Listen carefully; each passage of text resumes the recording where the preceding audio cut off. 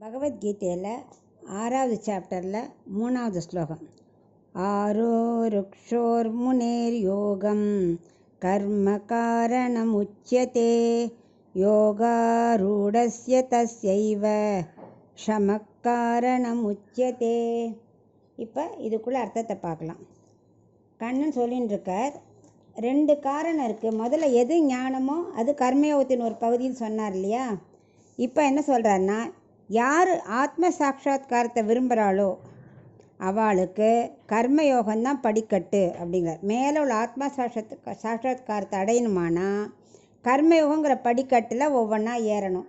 கர்மயோகங்கிறத முதலே சொல்லியிருக்கார்.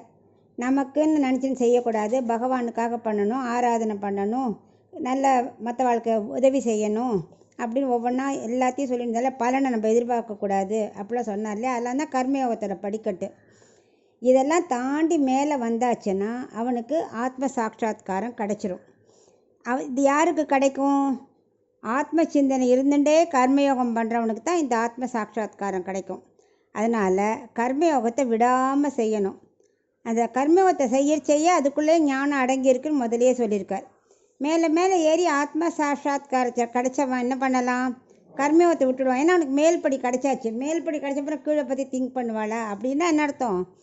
கர்ம யோகத்தை கர்மா விடவே முடியாது. ஏன்னா அவன் மைண்ட் ஆல்ரெடி செட் ஆகிடுது. இனிமேல் நமக்கு ஆத்மா வேறு உடல் வேறு அந்த மாதிரிலாம் செட் ஆனதுனால தனியாக கர்மயோகம்னு ஒன்று இல்லை. கர்மாவை செஞ்சுட்டு தான் இருக்கணும். அவன் இந்த உலகத்தில் இருக்கிற வரைக்கும் கர்மாலேருந்து விடுபடவே முடியாது. கர்மா செஞ்சுட்டே தான் இருக்கணும். ஆனால் ஆத்ம சாட்சா்காரம் அவனுக்கு ஈஸியாக கிடச்சிரும். ஏன்னா கர்மயோகமே செஞ்சுட்டு இருக்கிறதுனால அது மூலமாக செய்கிறதுனால அவனுக்கு ஆத்ம சாட்சா்காரம் கிடைக்கிறது ஈஸி.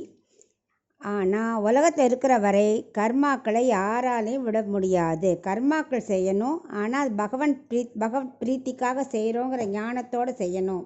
அதனால தான் அவர் சொல்கிறார் கர்மாக்குள்ளே ஞானம் அடங்கியிருக்கு அப்படின்னு.